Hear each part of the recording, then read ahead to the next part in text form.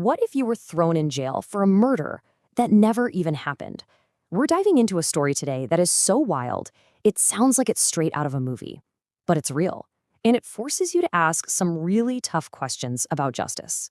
So this man right here is Ranjit Kumar, and for 4 long months he was locked up in a jail cell in Bihar, India. The charge? The absolute worst, that he'd murdered his own wife over dowry and then gotten rid of her body.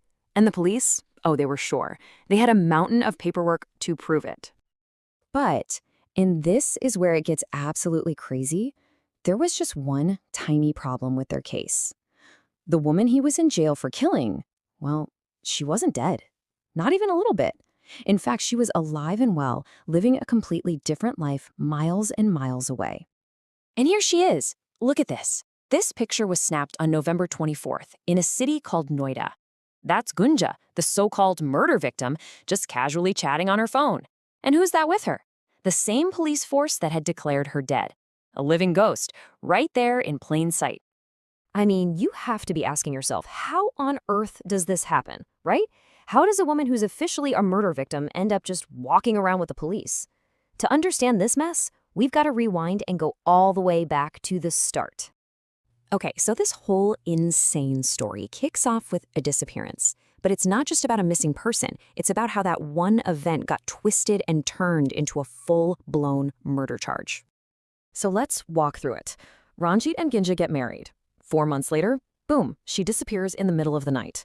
Ranjit is frantic, right? He's looking everywhere. He even finds the key piece of evidence himself, CCTV footage showing Gunja walking away from the house totally alone. He takes this to the police, files a missing person report, thinking they'll help.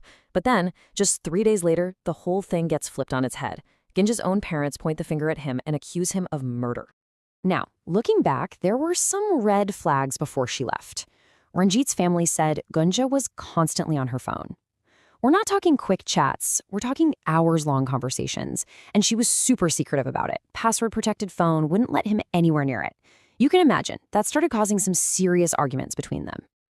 And this is the moment where everything goes wrong. A family problem turns into a total system breakdown.